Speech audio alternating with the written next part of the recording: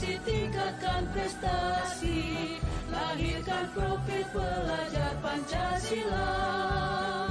Belajar, bergerak, berbagi untuk negeri, kita menjalin kolaborasi. Belajar, bergerak, berbagi untuk negeri, demi bakti pada Ibu Pertiwi.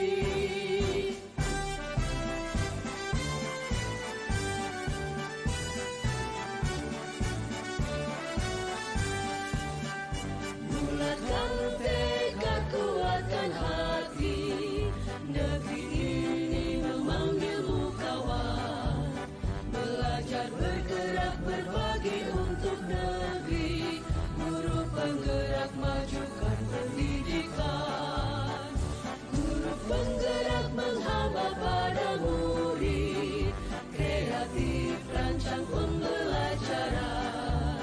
Hargai potensi, tingkatkan prestasi, lahirkan profil pelajar Pancasila.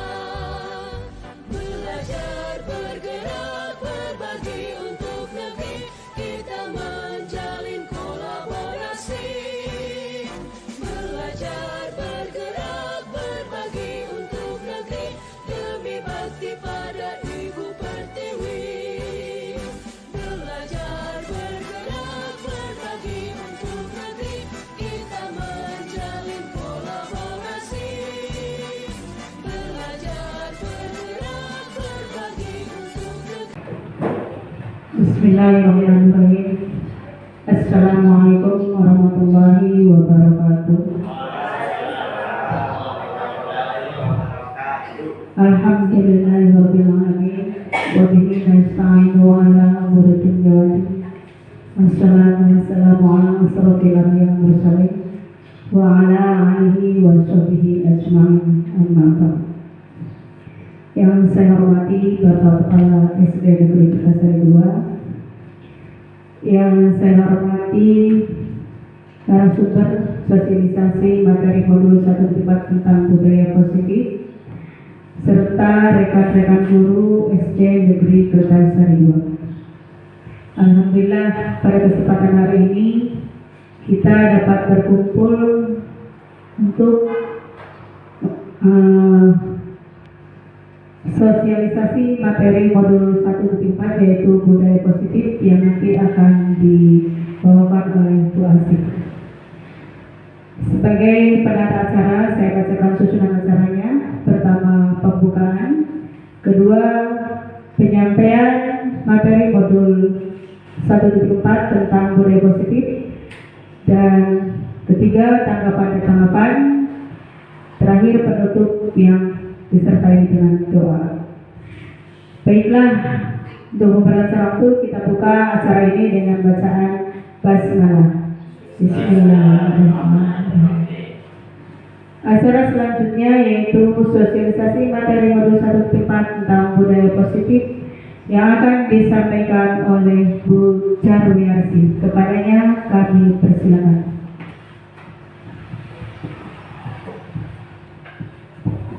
Terima kasih.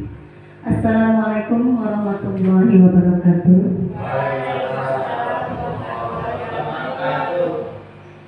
Yang terhormat Bapak Kepala SD Negeri Kertasari II, Bapak Ibu Dewan Guru yang saya hormati, dan hadirin yang berbahagia.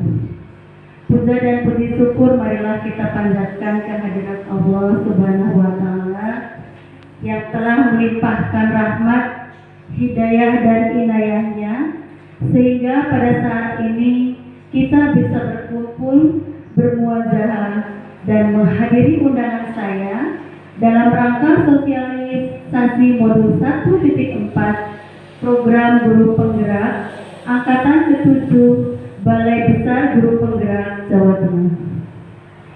Selawat dan salam semoga senantiasa tercurah limpahkan kepada Baginda Agung Nabi Muhammad SAW, kepada para sahabatnya, para tabi'in tabi'atnya, sehingga insya Allah sampailah kepada kita selaku umatnya. Amin ya rabbal alamin. Bapak dan Ibu yang saya hormati, izinkan saya di sini untuk mensosialisasikan modul 1.4 tentang budaya positif dengan tujuan untuk menumbuhkan budaya positif di lingkungan sekolah SD Negeri Kertasari 2 ini.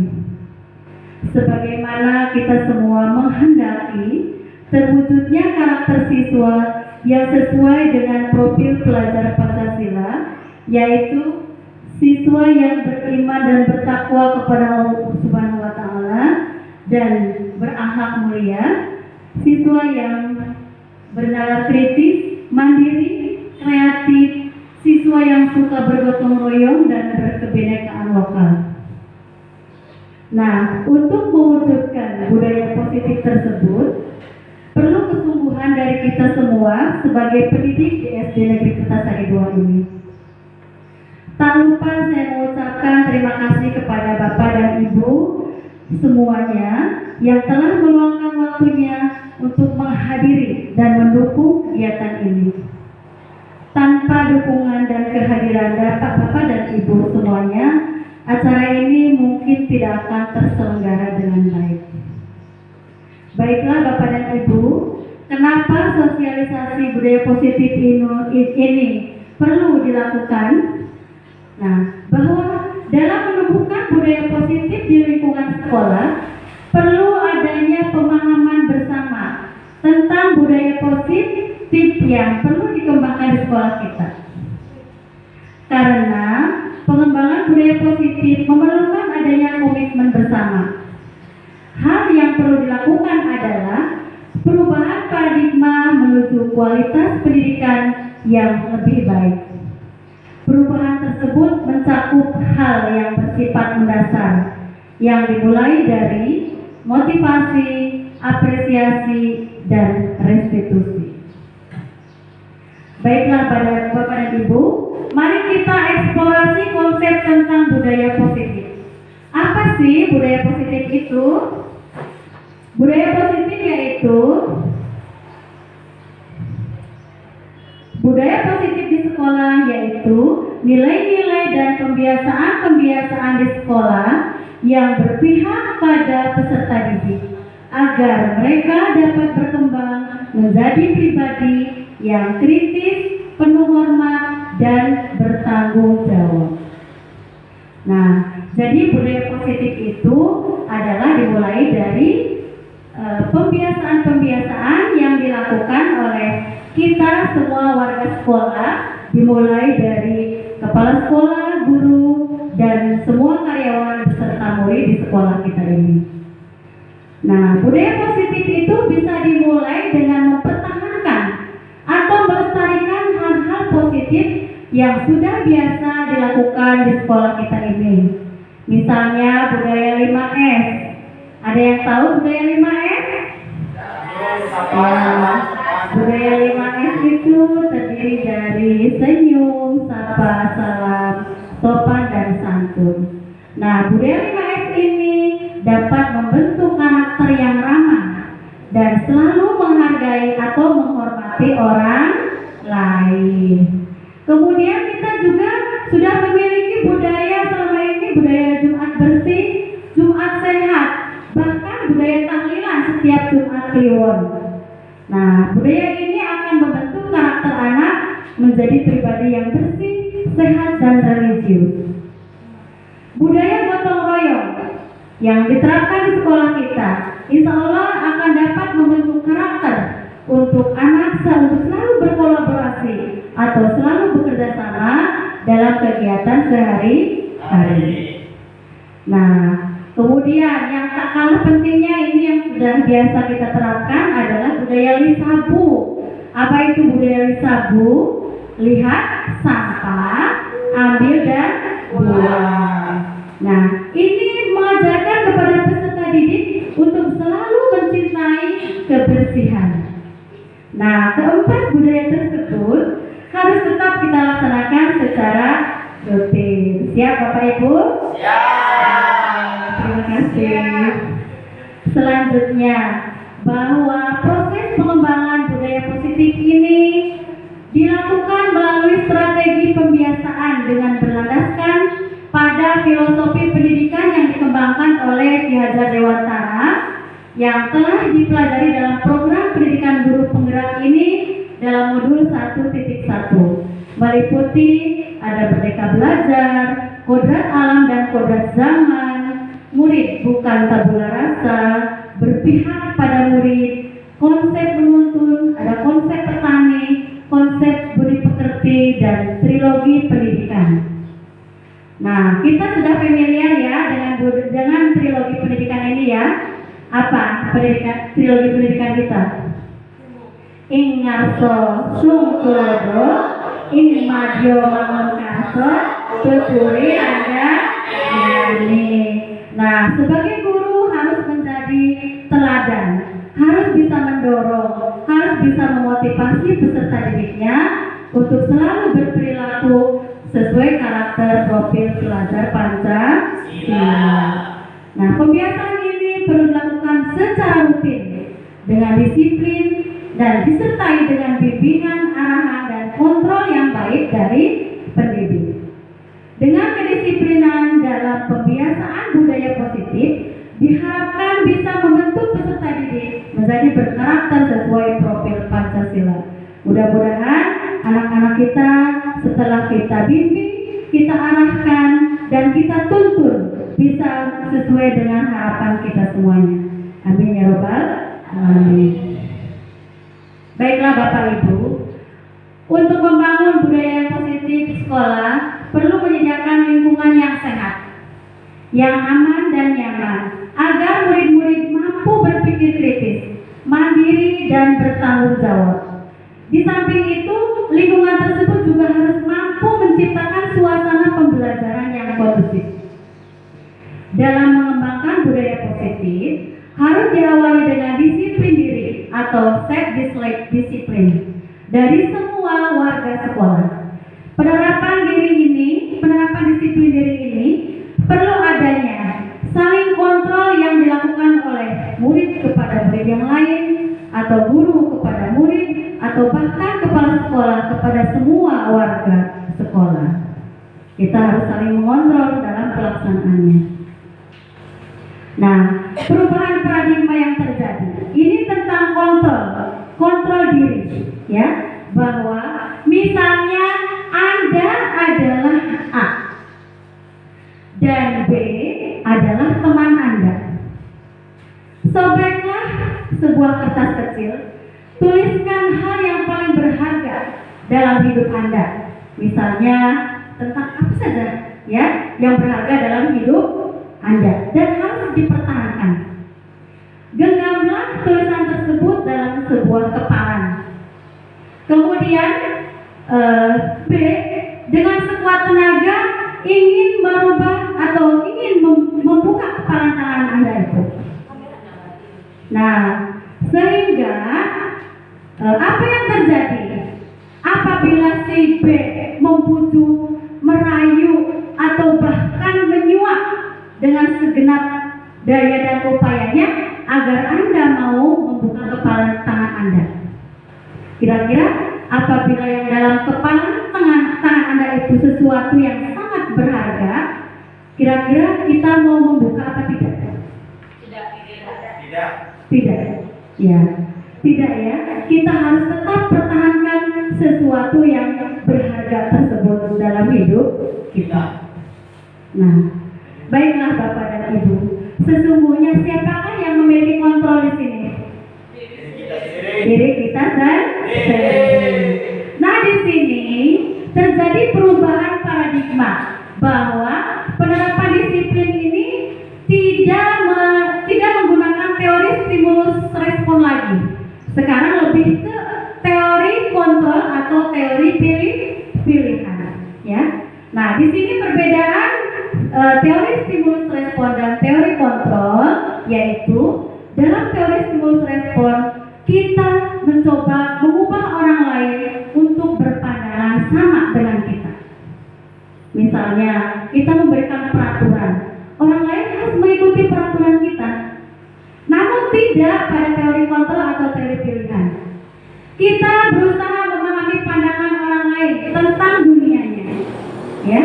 Jadi tidak usah kita harus egois atau memaksakan kehendak kita untuk setiap orang harus mengikuti keinginan kita. Perilaku buruk dilihat sebagai suatu kesalahan dalam stimulus respon. Namun dalam teori kontrol, semua perilaku memiliki tujuan, baik itu yang perilaku yang baik ataupun yang kurang baik. Orang lain bisa mengontrol saya, itu dalam teori stimulus respon. Namun dalam teori kontrol, hanya Anda yang bisa mengontrol diri Anda. Hanya saya yang bisa mengontrol diri saya. Itu menurut teori stimulus teori kontrol. Dalam stimulus respon, saya bisa mengontrol orang lain. Kebalikan di teori kontrol, Anda tidak bisa mengontrol orang lain, karena orang lain akan mengontrol dirinya sendiri. Pada stimulus respon terjadi pemaksaan pada saat bujukannya gagal. Ayo dong, tangannya dibuka dong, aku lihat dong, seperti yang tadi. Nah, dia akan memaksa, mungkin dengan kata-kata yang kasar atau dengan hukuman. Dengan memaksa tersebut, nah sehingga seseorang merasa tersakiti atau sakit hati dan lain sebagainya. Namun pada teori kontrol, kolaborasi atau konsensus akan menciptakan pilihan-pilihan yang baru. Dalam stimulus respon, model berpikir menang kalah, artinya ada yang dimenangkan dan ada yang dikalahkan, ada yang benar, ada yang salah. Namun pada teori kontrol atau teori pilihan, model berpikirnya menang-menang. Jadi yang salah atau yang kalah pun akan dibuat sedemikian rupa supaya dirinya tidak akan merasa gagal, tidak akan merasa menjadi seorang yang gagal. Itulah perbedaan teori stimulus respon dan teori kontrol atau teori pilihan. Baiklah Bapak dan Ibu, beralih ke materi berikutnya, yaitu tentang disiplin positif dan nilai-nilai kebajikan universal. Nah, kita eksplorasi lagi tentang konsep disiplin. Apa arti disiplin secara teoritis? Bahwa disiplin berasal dari bahasa Latin disciplin, yang artinya belajar. Disiplin diri membuat orang mampu menggali potensinya menuju sebuah tujuan, apa yang dia hargai. Namun dalam budaya kita, kadang makna disiplin telah berubah menjadi sesuatu yang dilakukan seseorang kepada orang lain untuk mendapatkan kepatuhan. Kita sudah biasa ya menyebut anak yang disiplin itu kepada anak yang patuh, betul tidak Bapak Ibu? Nah, sebenarnya itu adalah paradigma yang sudah lama. Ya, mari kita ubah paradigma kita yang baru. Kecenderungan umum dalam hubungan kata disiplin dengan ketidaknyamanan atau hukuman. Artinya, apabila tidak disiplin, seseorang mungkin akan mendapatkan suatu hukuman. Bukan dengan apa yang kita hargai atau pencapaian suatu tujuan yang mulia. Nah, disinilah perlu perubahan paradigma. Baiklah Bapak dan Ibu, untuk selanjutnya kita lihat, kita kenali tentang nilai-nilai kebajikan universal yang harus ada, yang harus dipercayai oleh seseorang sebagai sesuatu yang berharga, sehingga seseorang tersebut bisa berdisiplin dalam kehidupannya. Nilai-nilai kebajikan adalah sifat-sifat positif manusia yang merupakan tujuan mulia yang ingin dicapai oleh setiap individu. Nilai-nilai tersebut bersifat universal dan lintas bahasa, suku bangsa, agama maupun latar belakang. Menurut William Glasser pada teori kontrol 1984, setiap perilaku atau perbuatan memiliki suatu tujuan. Dengan mengaitkan nilai-nilai kebajikan kebajikan yang diyakini seseorang, maka motivasi intrinsiknya akan terbangun sehingga menggerakkan motivasi dalam diri untuk mencapai tujuan mulia yang diinginkannya. Itu teori Gosen tahun 1998. Dengan demikian, disiplin diri harus dibentuk berdasarkan pada nilai-nilai kebajikan universal dan motivasi intrinsik untuk mencapai suatu tujuan yang mulia. Baiklah Bapak dan Ibu, nah kembali kita bahas tentang teori motivasi, hukuman, penghargaan, dan restitusi. Nah, di sini teori motivasi perilaku manusia ada dua macam. Yang pertama, teori motivasi eksternal dan teori motivasi internal. Apa yang disebut teori motivasi eksternal? Yaitu motivasi yang berasal dari luar diri orang tersebut. Apabila seseorang melakukan sesuatu hanya untuk menghindari ketidaknyamanan atau untuk menghindari tujuan, berarti itu motivasinya eksternal. Apabila seseorang melakukan suatu perilaku untuk mendapatkan imbalan, ya, itu berarti juga adalah motivasi eksternal. Namun, apabila seseorang melakukan sesuatu untuk menghargai dirinya sendiri, saya akan menjadi orang seperti apa apabila saya melakukan sesuatu, ya, itu berarti dia mempercayai tentang sesuatu yang berharga, kebajikan-kebajikan yang ada yang dia percayai dalam dirinya sendiri, untuk menghargai diri sendiri pula. Itu yang menjadi tujuan dari disiplin positif, ya. Baiklah Bapak dan Ibu, pernahkah Bapak dan Ibu menghukum murid? Pernah tidak menghukum murid? Pernah ya. Hukuman itu tidak hanya berbentuk fisik, berbentuk verbal pun, perkataan yang kasar itu adalah merupakan suatu hukuman. Nah, contohnya misalnya anak terlambat datang, ya. Kemudian dewan guru dari kita bicara, kamu kenapa terlambat? Kamu itu kenapa tidak tahu aturan?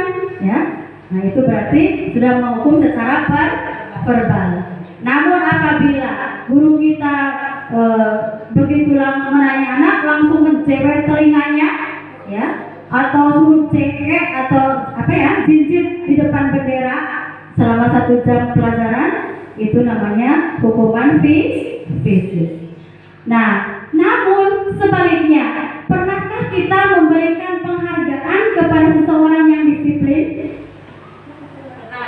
Pernah. Ya, pernah ya. Kita semua pernah mengalaminya. Di sini ternyata penghargaan yang kita berikan kepada seseorang yang melakukan hal baik itu juga sama nilainya dengan kita menghukum seseorang tersebut, yang disebut dengan dihukum oleh penghargaan. Kenapa termasuk menghukum? Karena seseorang tersebut akan menjadi ketergantungan kepada penghargaan yang selama ini dia perolehnya. Dia melakukan hal baik hanya untuk diberi penghargaan. Jadi nilainya termasuk motivasi eksternal, bukan motivasi internal dari dirinya. Nah, ya termasuknya ria. Nah, ini akan berlangsung jangka panjang pengaruhnya, jangka panjang dan jangka pendek, pengaruh ketergantungan tersebut. Kemudian anak tersebut juga akan merasa terbebani dengan apa yang telah dia peroleh selama ini, terbebani untuk mempertahankannya. Kemudian kadang-kadang kurangnya ketepatan dalam kita memberikan penghargaan. Dianggap penghargaan ini adalah tidak efektif. Dan penghargaan juga akan merusak hubungan antara seseorang dengan teman yang lainnya, sehingga akan terjadi kecemburuan sosial di sini. Nah, jadi dengan menghukum dan dengan memberi penghargaan itu sama-sama menghukum seseorang dan motivasinya adalah eksternal. Nah, lantas apa yang harus kita lakukan untuk mendisiplinkan anak atau peserta didik? Nah, kita harus membuat bentuk program kebajikan yang berupa apresiasi, ya. Bisa kita membuat program apresiasi ini kepada anak, bahkan bapak kepala sekolah sendiri tidak usah repot-repot memberi hadiah kepada gurunya, cukup berikan bentuk program apresiasi untuk kami, Pak. Nah, dalam membuat program apresiasi ini, nah beberapa hal yang perlu diingat. Kita harus beri pengakuan secara khusus kepada anak tersebut secara pribadi dan harus menyeluruh kepada semua murid secara bergantian, secara konsisten dan harus fokus pada proses. Nah, bagaimana cara membuat bentuk program kebajikan atau apresiasi tersebut? Yaitu contohnya di sini ada 3 tahap. Tahap pembuka, kemudian nilai kebajikan dan situasi. Contohnya, kemarin saya perhatikan rasa empatimu besar sekali pada saat menolong murid baru di kelas kita. Berarti nilai kebajikannya apa? Rasa empati. Yang kedua, saya menghargai kepedulianmu pada saat kamu membantu teman-temanmu di tugas kelompok. Apa nilai kebajikannya? Kepedulian yang harus kita yakini. Terima kasih anak-anak tentang rasa tanggung jawabmu pada saat kamu memungut sampah kertas-kertas yang berserakan di lantai. Berarti nilai kebajikannya tentang rasa tanggung jawabnya. Nah, itulah nilai-nilai. Ini hanya beberapa contoh yang harus anak yakini. Kalau saya punya rasa empati yang besar, kalau saya punya rasa peduli, kalau saya punya rasa tanggung jawab yang besar, berarti itulah nilai yang baik yang harus saya pertahankan. Itu yang harus kita tanamkan kepada murid di sekolah kita. Nah, di sini dijelaskan antara perbedaan hukuman dan konsekuensi. Pernah menghukum? Sekali lagi, pernah ya? Pernah membuat konsekuensi kepada anak? Contohnya apa, Bapak? Ketika mau masuk kelas, yang tidak bisa jawab coret. Oh, gitu. Jadi anak sudah tahu ya. Apabila saya terlambat masuk, saya akan mendapat hukuman apa? Itu namanya konsekuensi, ya. Berbeda dengan hukuman. Terjadi spontanitas ketika anak melakukan kesalahan. Saat itu guru akan melakukan suatu tindakan. Dampaknya sangat luar biasa ternyata Bapak Ibu. Nah, dalam hukuman, sesuatu yang menyakitkan akan terjadi pada anak, membuat anak sakit secara fisik maupun hati untuk jangka waktu yang lama. Anak juga akan membenci kedisiplinan, akan merasa terpaksa untuk melakukan suatu disiplin. Mendorong anak akan menyakiti dirinya sendiri. Dia marah, kadang-kadang memukul kepalanya sendiri atau memukul dadanya sendiri karena dia merasa menyesal telah melakukan kesalahan. Konsep diri anak yang buruk. Anak belajar untuk menyembunyikan kesalahan. Anak akan merasa marah, rasa bersalah atau dipermalukan dan merasa tidak dihargai. Bahkan mungkin motor bapak dan ibu di garasi mungkin sepulang sekolah sudah robek oleh anak-anak atau bannya bocor. Itu dampak dari hukuman. Maka dari itu kalau bisa gunakanlah konsekuensi. Minimal kita menggunakan konsekuensi agar anak tahu sesuatu harus terjadi apabila dia melakukan kesalahan. Anak akan merasa tidak nyaman dalam jangka waktu yang pendek saja. Kemudian anak akan menghargai disiplin. Anak juga akan mengalami stimulus dan respon, mendorong anak agar mudah menyesuaikan diri, konsep diri anak yang baik. Anak belajar untuk mematuhi peraturan dan anak kehilangan hak dibuat tidak nyaman dan diasingkan hanya untuk sementara waktu saja. Jadi daripada menghukum, lebih baik kita melakukan konsekuensi dengan murid kita. Nah, baiklah Bapak dan Ibu. Di sini ada contoh tindakan guru. Mari kita bedakan mana yang disebut dengan hukuman dan mana yang disebut dengan konsekuensi. Mencatat 100 kali dalam buku kalimat tentang saya tidak akan terlambat lagi karena terlambat sekolah. Itu termasuknya apa? Hukuman. Lari mengelilingi lapangan basket 2 kali karena terlambat hari di sekolah adalah hukuman.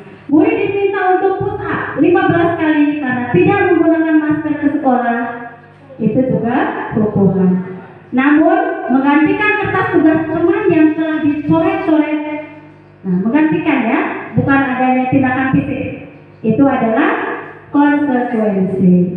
Membersihkan tumpahan air di meja tulis karena tersenggol pada saat belajar, itu juga konsekuensi. Nah, murid disuruh untuk tidak mengenakan sepatu selama seharian, selama dalam pelajaran, karena tidak mengenakan sepatu yang hitam. Itu juga termasuk apa? Hukuman, ya. Namun ketika anak lari mengelilingi lapangan basket 2 kali karena terlambat 10 menit pada jam pelajaran PJOK, itu adalah konsekuensi. Karena kesalahan yang dibuat sesuai dengan mata pelajaran yang sedang berlangsung, begitu. Paham ya perbedaan hukuman dan konsekuensi? Iya, terima kasih. Beralih ke keyakinan kelas. Kita ternyata harus membuat keyakinan kelas pada awal semester atau pada awal tahun ajaran, ya. Nah, ini saya juga baru apa ya? Baru mengenal konsep ini sejak pendidikan guru penggerak ini. Sebelumnya di sekolah kita hanya ada peraturan sekolah dan tata tertib, belum menjadi keyakinan kelas. Nah, marilah kita bahas tentang keyakinan kelas itu apa sih? Keyakinan kelas adalah nilai-nilai kebajikan atau prinsip-prinsip universal yang disepakati bersama secara universal, terlepas dari latar belakang suku bangsa, negara, bahasa maupun agama. Menurut Gosen tahun 1998, suatu keyakinan akan lebih memotivasi seseorang dari dalam atau dari motivasi intrinsik. Apabila seseorang sudah yakin akan suatu nilai kebajikan, maka seseorang akan termotivasi dari dirinya, bukan dimotivasi oleh orang lain. Seseorang akan lebih semangat untuk menjalankan keyakinannya daripada hanya sekedar mengikuti serangkaian peraturan atau tata tertib yang dibuat saja, ya.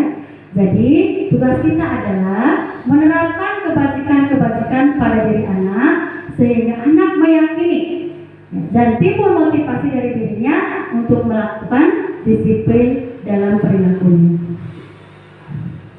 Baiklah Bapak dan Ibu, mengapa keyakinan kelas? Mengapa tidak peraturan kelas saja? Ya. Nah, secara tadi sudah saya ungkapkan bahwa jika seseorang yakin akan suatu hal kebajikan dan itu sangat berharga bagi dirinya, maka dia akan mempertahankannya. Di sini beberapa contoh mengapa kita memiliki peraturan untuk menggunakan helm bila mengendarai kendaraan roda 2. Apa yang kita yakini? Untuk keselamatan. Pintar Bapak dan Ibu. Mengapa kita memiliki peraturan 3M? Menggunakan masker, mencuci tangan, menjaga jarak. Ya, keyakinannya adalah untuk kesehatan dan juga untuk keselamatan. Mengapa kita harus memiliki peraturan tepat waktu pada saat mengikuti pelatihan? Disiplin waktu, rasa tanggung jawab. Apabila kita sudah memiliki tanggung jawab, dengan sendirinya kita akan sadar bahwa saya harus tepat waktu datang dalam pelatihan. Namun apabila kita tidak meyakini itu, mungkin kita akan santai aja lah, nanti jamnya juga ngaret, kan gitu ya. Nah, berarti keyakinan yang harus kita terapkan dalam diri kita masing-masing. Untuk mendukung motivasi intrinsik, maka harus kembali ke nilai-nilai atau keyakinan-keyakinan untuk lebih menggerakkan seseorang dibandingkan mengikuti serangkaian peraturan. Ya. Di sini adalah lingkaran budaya positif, di mana suatu kelas pasti memiliki peraturan, betul tidak?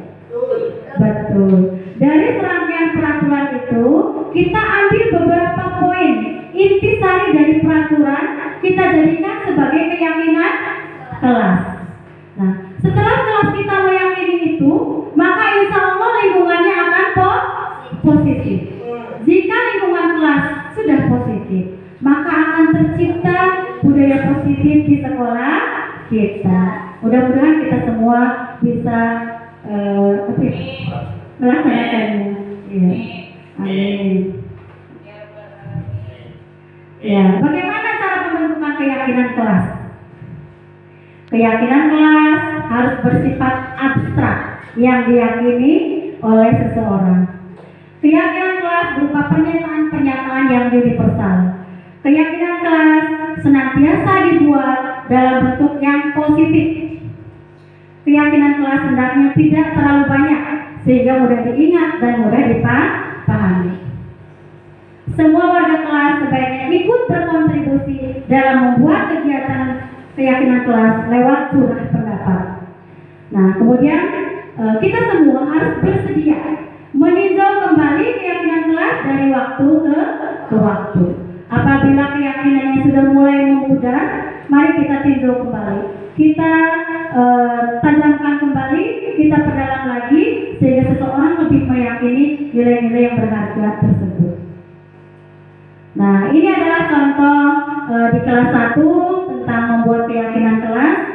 Pada saat itu saya membimbing siswa untuk membuat keyakinan kelas. Anak-anak menuliskan keyakinan-keyakinannya dalam kertas yang sudah disediakan. Kemudian setelah siswa menulisnya, siswa pun menempelkan keyakinannya tersebut pada papan yang sudah disediakan. Nah, terbentuklah keyakinan kelas yang berada di sebelah kanan. Bisa dilihat, itu keyakinan kelas di kelas 1. Ya, baiklah Bapak dan Ibu. Ternyata dalam pendidikan dan pengajaran kita harus selalu mempertimbangkan kebutuhan dasar manusia. Ya, jadi seseorang berperilaku karena memiliki tujuan tertentu berdasarkan kebutuhan dari dirinya. Nah, ada 5 kebutuhan dasar manusia. Yang pertama, kebutuhan untuk bertahan hidup. Contohnya apa? Makan, minum, ya kan? Sandang, pangan, perumahan, itu kebutuhan hidup untuk bertahan hidup. Ada kebutuhan tentang kesenangan, contohnya rekreasi, ya, kemudian main game dan lain sebagainya. Piknik, ya, healing, ya. Kemudian kebutuhan kasih sayang dan diterima oleh kelompoknya. Tentunya jadi kita juga ingin selalu diberi kasih sayang, diberi perhatian oleh guru maupun temannya.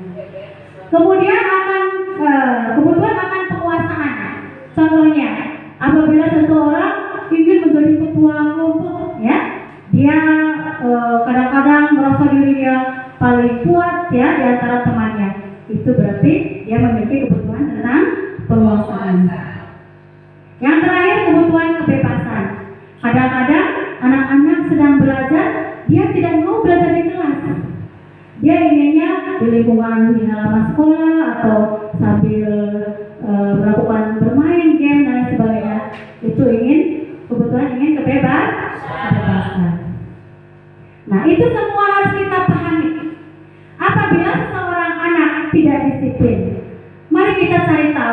kita telaah kebutuhan mana yang sebenarnya anak butuhkan.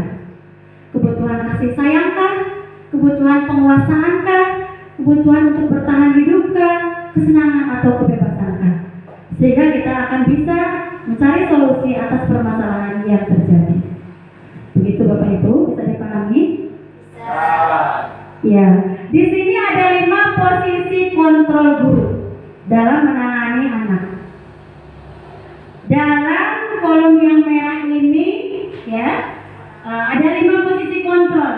Yang pertama, posisi kontrol guru sebagai penghukum. Jangan sampai kita menjadi penghukum, ya. Kemudian ada posisi kontrol guru pembuat orang merasa bersalah. Yang ketiga, posisi kontrol guru sebagai teman dengan anak. Ada yang keempat adalah posisi sebagai pemantau.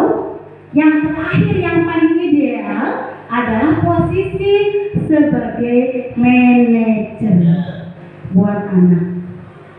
Nah, bisa kita teliti di sini bagaimana cara berbuat guru sebagai penghukum, sebagai pembuat rasa bersalah dan seterusnya.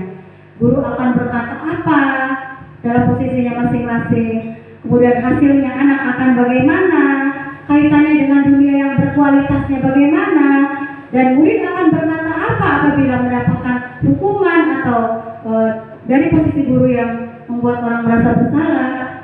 Di sini kita akan jelaskan. Seorang guru yang berlaku sebagai penghukum, dia akan berbuat, dia akan menghardik, menunjuk-nunjuk, menyakiti dan menyindir. Nauzubillah, amin. Jangan sampai kita berlaku itu. Guru akan berkata, kalau kamu tidak melakukannya, awas ya, rasakan kamu. Nah, itu tidak boleh terjadi. Bagaimana hasilnya? Anak akan memberontak, anak akan menyalahkan orang lain, dan dia akan belajar berbohong. Kaitannya dengan dunia berkualitas, murid meletakkan guru di luar dunia berkualitas. Wah, saya sih ilfil nih dengan Pak Guru ini. Saya tidak suka. Akhirnya anak tersebut akan masuk ke kelas pun merasa enggan apabila ketemu dengan pelajaran tertentu yang gurunya tidak dia sukai. Dampak pada murid mungkin akan mengulangi kesalahan yang sama. Ya. Pada pembuat orang merasa bersalah, guru akan berbuat berceramah, mengatakan seharusnya kamu jangan begitu, ibu kecewa sekali. Nah, itu yang akan dilakukan oleh guru. Guru akan berkata, kamu seharusnya, kamu sudah tahu kan, ibu lelah sekali, ya, ibu lelah sekali, ibu stres dengan perilaku kamu. Nah, itu adalah membuat orang merasa bersalah. Hasilnya, anak akan menyembunyikan atau menyangkal dan akan berbohong. Kemudian murid juga akan meletakkan gurunya di dalam dunia yang berkualitas. Murid berkata, maafkan saya Pak, maafkan saya Bu, ya, karena dia merasa bersalah atas dirinya kepada guru atau kepada bapak dan ibu guru. Dampaknya pada murid sendiri akan merasa rendah diri, dan ini tidak akan memotivasi anak untuk menjadi lebih disiplin. Nah, dalam kontrol guru sebagai penghukum atau membuat orang merasa bersalah, anak akan termotivasi secara eksternal, yaitu hanya untuk menghindari hukuman, ya, dan anak akan merasa berada dalam identitas yang gagal. Dia merasa gagal menjadi orang yang baik. Dia merasa gagal menjadi orang yang berdisiplin. Nah, yang lebih baik yang harus kita lakukan adalah sebagai teman atau sebagai pemantau. Sebagai teman, guru akan membuat alasan-alasan untuk muridnya, ya, akan memberikan alasan yang masuk akal agar muridnya melakukan hal yang disiplin. Ayolah lakukan demi ibu. Masa kamu tidak tahu? Ingat, ibu tidak pernah bantu. apa ya? Tidak baru. Apa ya? Masa kamu tidak tahu? Ingat tidak ibu pernah bantu. Hasilnya anak akan mengalami ketergantungan karena dia merasa sangat dekat dengan guru, ya. Dia tidak ada jarak antara guru dan murid karena guru memposisikan dirinya sebagai teman dari murid. Murid akan meletakkan gurunya sebagai orang yang sangat penting di dunia berkualitas. Saya pikir bapak atau ibu adalah teman saya. Ternyata begitu.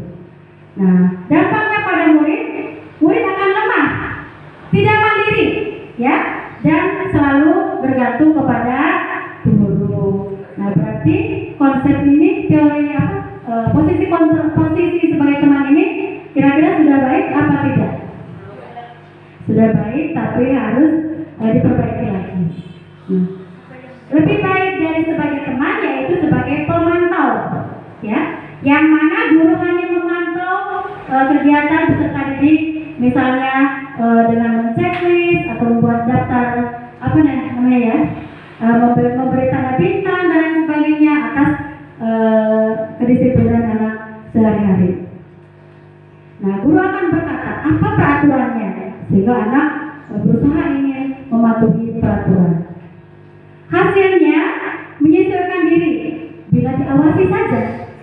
Apabila tidak diawasi, murid mungkin akan melakukan hal yang berbeda. Mungkin, ya. Apabila di luar pantauan, dia akan melakukan hal yang berbeda. Kaitannya dengan dunia berkualitas, murid meletakkan guru, peraturan dan hukuman di dunia berkualitas. Murid berkata, berapa banyak bintang yang sudah saya peroleh? Berapa halaman yang harus saya tulis apabila saya melakukan kesalahan? Ya. Dampak pada murid akan menitik beratkan pada sanksi atau hadiah untuk dirinya. Kalau berapa bintang akan dapat hadiah misalnya. Nah, yang paling ideal, yang memposisikan murid dalam identitas berhasil atau sukses, murid akan menghargai dirinya sendiri, yaitu kita harus berada dalam posisi kontrol sebagai manajer. Guru akan berbuat dan mengajukan pertanyaan-pertanyaan. Guru akan berkata, apa yang kita yakini?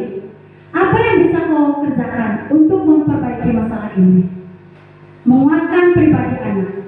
Murid meletakkan dirinya sebagai individu yang positif dalam dunia berkualitas. Murid berkata, bagaimana caranya saya bisa memperbaiki keadaan apabila dia melakukan kesalahan. Dampak pada muridnya, murid akan mengevaluasi diri, bagaimana cara memperbaiki diri sendiri. Nah, mudah-mudahan yang selama ini kita masih sebagai teman, masih sebagai pemantau, insya Allah ke depan kita belajar menjadi posisi sebagai manajer. Amin. Nah, sekarang kita mengenal istilah restitusi dan segitiga restitusi. Sudah pernah mendengar? Sudah pernah ya, Pak? Iya, mungkin Bapak sudah pernah mendengar. Tapi saya sebelum di pendidikan guru penggerak ini belum pernah mendengar istilah restitusi. Atau sayanya mungkin yang kurang update ya. Nah, apa itu restitusi?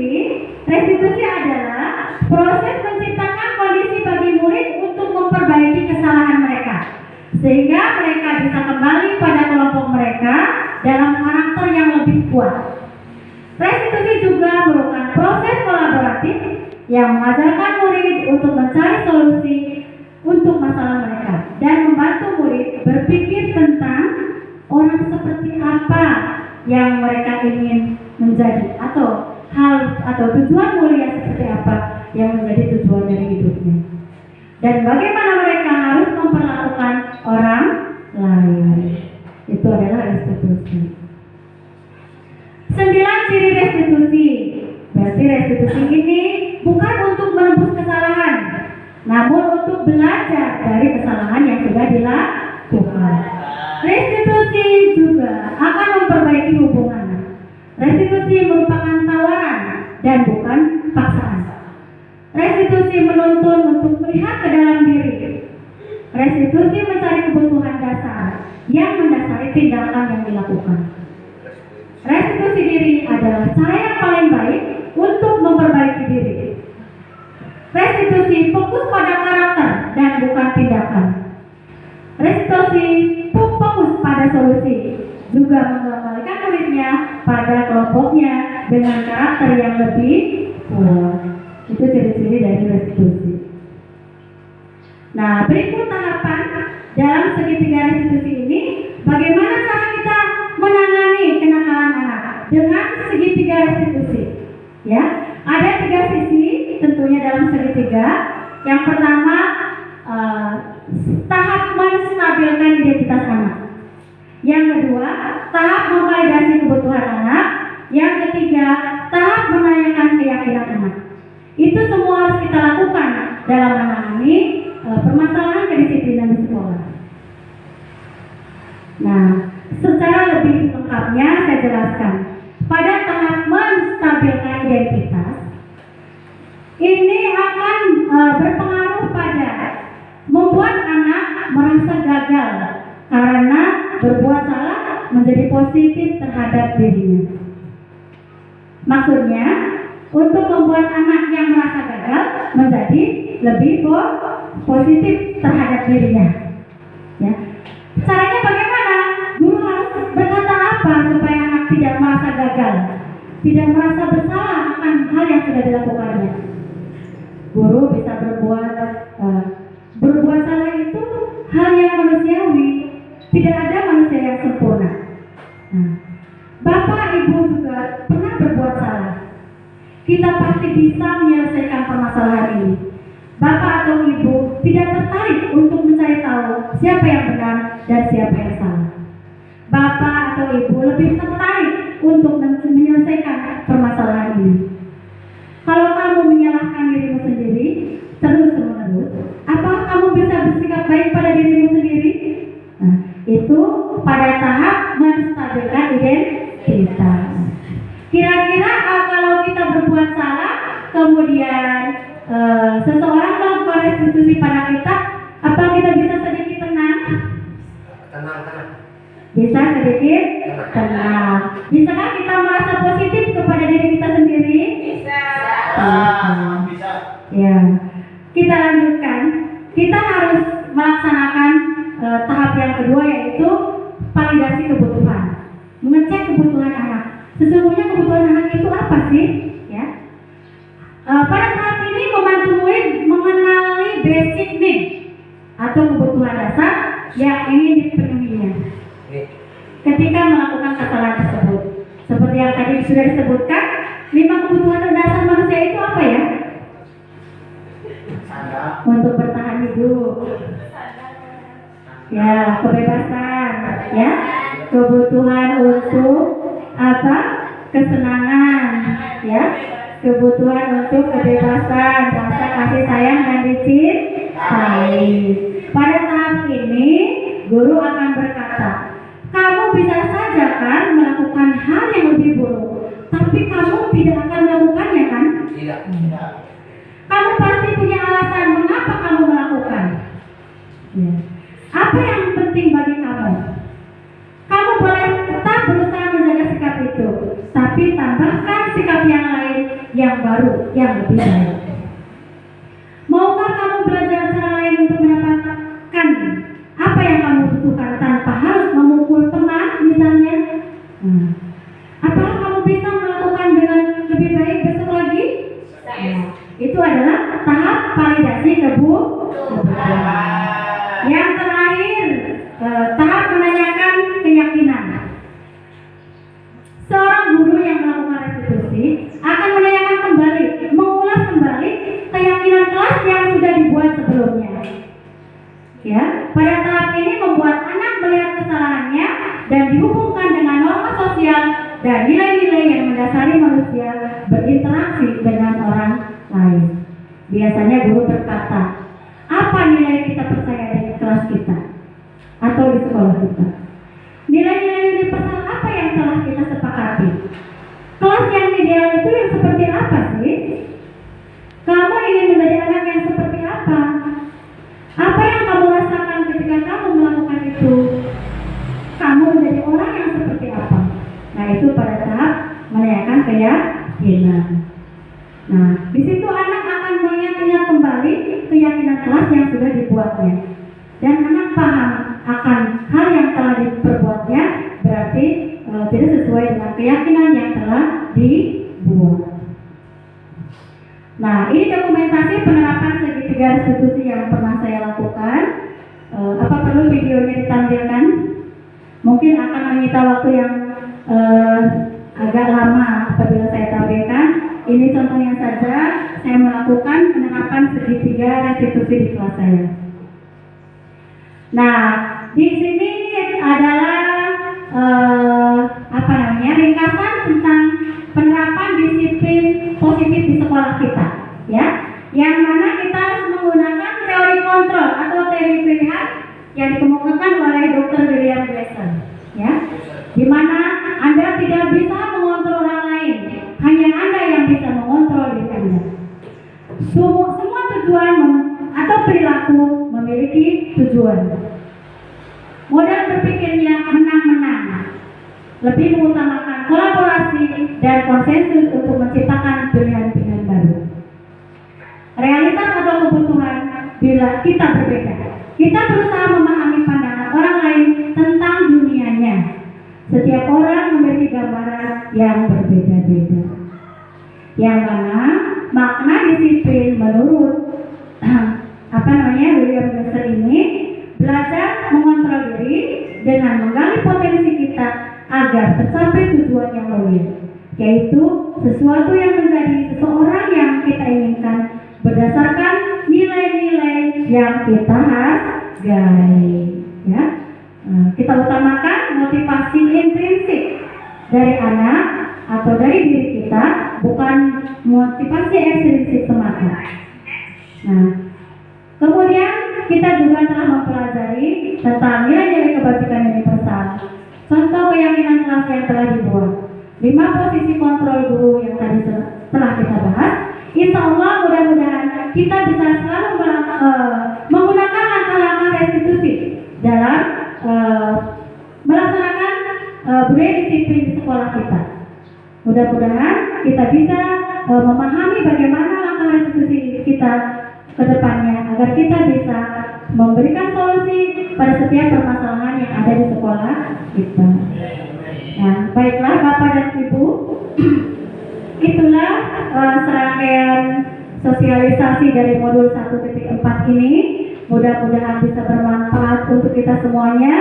Mari kita bangun budaya positif di sekolah kita, baik dalam kegiatan akademik maupun kegiatan non-akademik. Terima kasih atas segala perhatiannya. Mohon maaf apabila banyak hal yang kurang berkenan.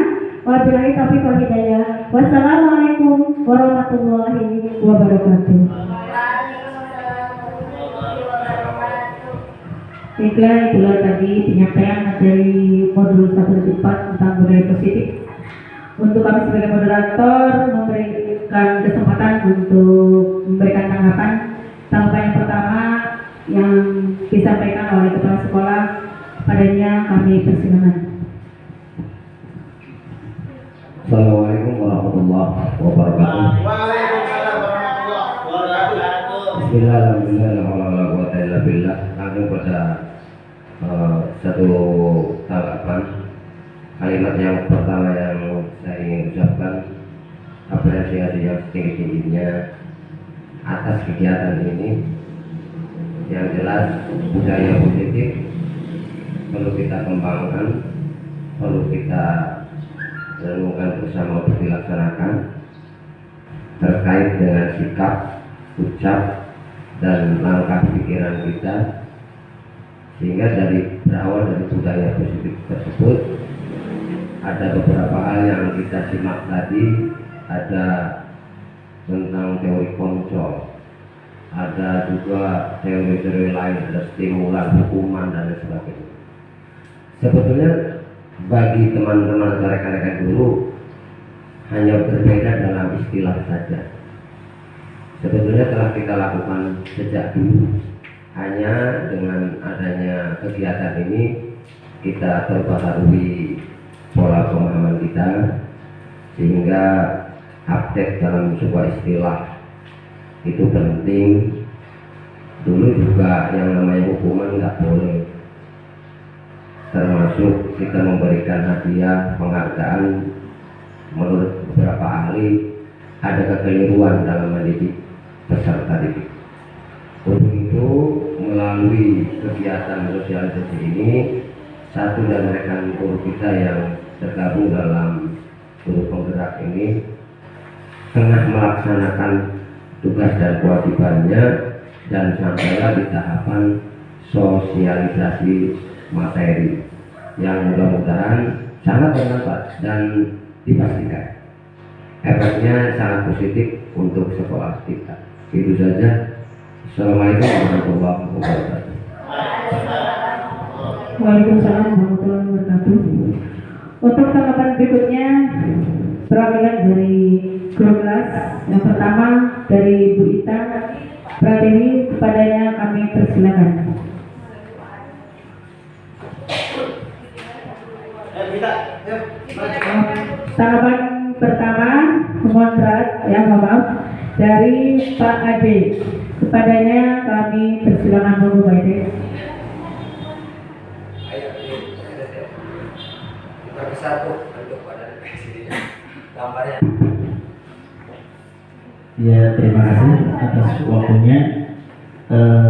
Saya akan memberikan tanggapan bahwa apa yang tadi sudah disosialisasikan, saya sangat mendukung sekali dengan kegiatan sosialisasi budaya positif yang akan diselenggarakan di sekolah kita, karena dengan adanya sosialisasi ini kita lebih memahami tentang budaya positif yang perlu dikembangkan di sekolah kita.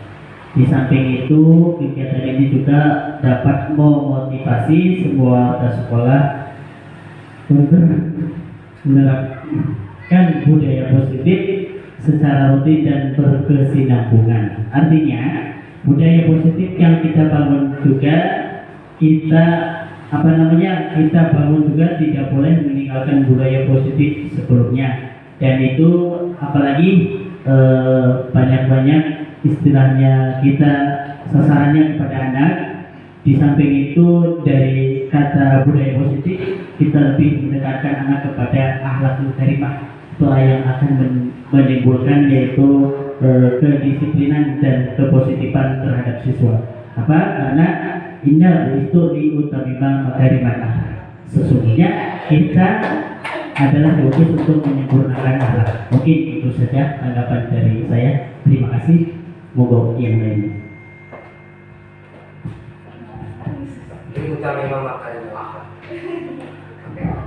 Untuk tanggapan berikutnya kami beri kesempatan untuk Bu Ita Pratiwi, padanya kami persilakan.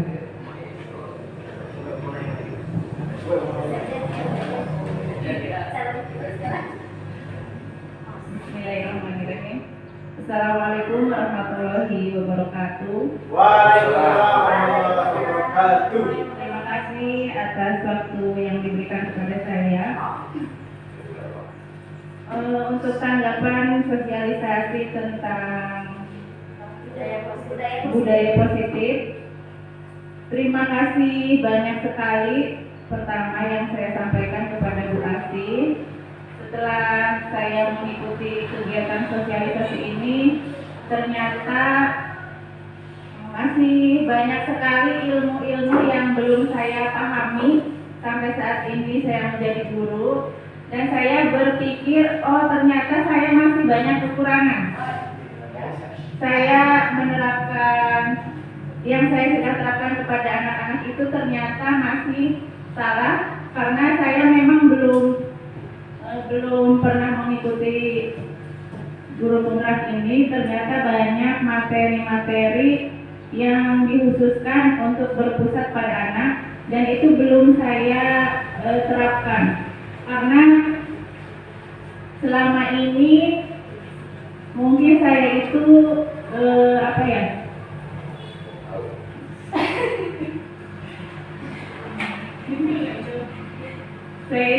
berpikiran saya itu berkuasa, anak-anak harus nurut kepada saya. Nah ternyata itu sangat salah sekali. Mudah-mudahan dengan adanya sosialisasi ini bisa merubah saya menjadi lebih baik lagi. Ya, saya minta bimbingannya kepada Bu Asih yang sudah mengikuti banyak pembelajaran. Mudah-mudahan tidak hanya saya, semua guru di sini bisa berubah lebih baik, lebih positif dan lebih maju SDK Kertasari kita, baik itu akademik, non akademik, terus apa tadi iman dan takwa. Ya, kemudian untuk tanggapan ini, menurut saya kegiatan sosialisasi ini sangat baik karena bisa mengubah paradigma sekolah menuju ke arah yang lebih baik dan berkualitas. Perubahan paradigma ini dimulai dengan menciptakan lingkungan sekolah yang sehat, aman dan nyaman. Proses pembelajaran yang kondusif ini bisa mendukung tercapaian tujuan pembelajaran yang berpusat pada siswa. Mungkin itu dari saya, mohon maaf atas segala kekurangannya. Diakhiri wabillahi taufiq wal hidayah. Wassalamualaikum warahmatullahi wabarakatuh.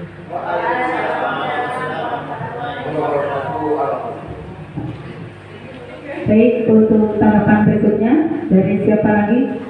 Perwakilan, monggo. Kulina, oke. Pada Bu Sutina kami persilakan untuk menanggapi hal sosialisasi modul tentang budaya positif. Assalamualaikum warahmatullahi wabarakatuh. Waalaikumsalam warahmatullahi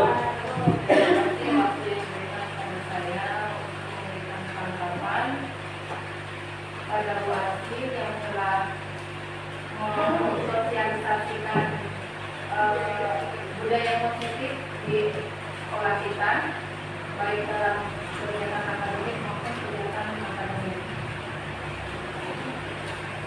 Terima kasih, saya juga bisa belajar atau mengambil hikmah yang dari Bu Asih yang telah mensosialisasikan budaya positif ini. Ya, dalam kegiatan sosialisasi ini sangat bermanfaat untuk saya, untuk diri sendiri, untuk pribadi saya, untuk membangun budaya positif di sekolah kita, sehingga dapat menyamakan persepsi dan pemahaman kita tentang budaya positif, sehingga kita dapat membangun budaya ini secara bersama-sama. Karena dengan kebersamaan atau kolaborasi itu kita juga bisa mewujudkan budaya positif yang harus kita jaga. Yang perlu dipikirkan bersama adalah strategi penerapannya. Bisa melalui pembiasaan yang bersifat harian, mingguan, bulanan atau tahunan. Oleh sebab itu, kita perlu memilah-milah pembahasan atau pembiasaan budaya positif tersebut berdasarkan sifat dan karakter yang dibangun. Mudah-mudahan kita dapat menerapkannya di sekolah kita secara bersama-sama, sehingga kedepannya kita akan lebih baik lagi untuk mencapai tujuan dalam rangka mencerdaskan kehidupan bangsa, ya, ikut mendidik anak-anak kita agar menjadi anak yang berbudaya positif, ya, baik dalam kegiatan akademik maupun non akademiknya. Hanya itu yang dapat saya sampaikan. Sebelumnya saya mohon maaf apabila dalam penyampaian ini kurang baik, kurang sempurna. Ya. Intinya saya mengucapkan terima kasih dengan adanya sosialisasi ini. Terima kasih. Assalamualaikum warahmatullahi wabarakatuh.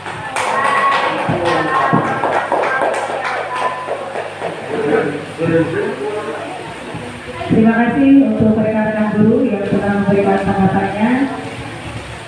Untuk acara selanjutnya kita tutup dengan berdoa. Doa ini akan dibawakan oleh Bapak Adi Gunawan SPD. Kepadanya kami persilakan.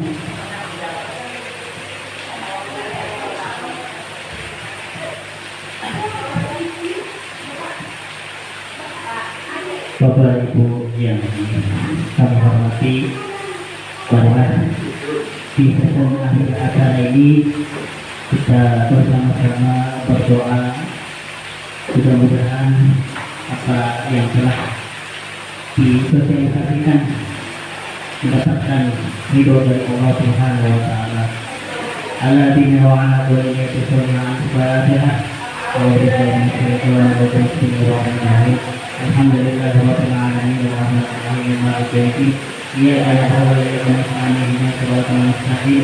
Siratal ladzina an'amta 'alaihim ghairil maghdubi 'alaihim waladdallin. Bismillahirrahmanirrahim. Allahumma shalli ala sayyidina Muhammad وسلم وبارك على خير صحابة رسول الله أجمعين الحمد لله رب العالمين اللهم صل على سيدنا محمد وعلى آل سيدنا محمد حمدا شاكرا حمدا يحمد الواحد ويكافئ المجد يا ربنا لك الحمد كما ينبغي لجلاله وعظيم سلطانه اللهم إنا نسألك سلامة في الدين وعافية في الجسد وسعة في العلم وبركة في الرزق وبركة قبل الموت ورحمة عند الموت ومغفرة بعد الموت اللهم أعن علينا في قدرة الموت والنجاة من النار والعافية من الشر اللهم رب حقي من الصالحين رب حقي من الصالحين حسبنا الله ونعم الوكيل نعم الله ونعم الوكيل لا حول ولا قوة إلا بالله برحمتك يا أرحم الراحمين ربنا آتنا في الدنيا حسنة وفي الآخرة حسنة وقنا عذاب النار وصلى الله على سيدنا محمد وعلى آله وصحبه وسلم والحمد لله رب العالمين الفاتحة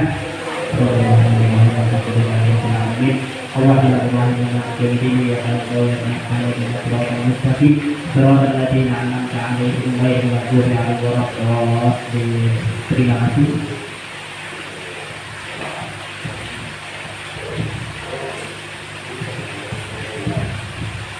Baiklah, acara sosialisasi budaya positif yang disampaikan oleh Bu Tarmiasi telah usai, dan saya sebagai moderator mohon maaf apabila ada kata-kata yang kurang berkenan. Saya akhiri, billahi taufiq wal hidayah. Wassalamualaikum warahmatullahi wabarakatuh.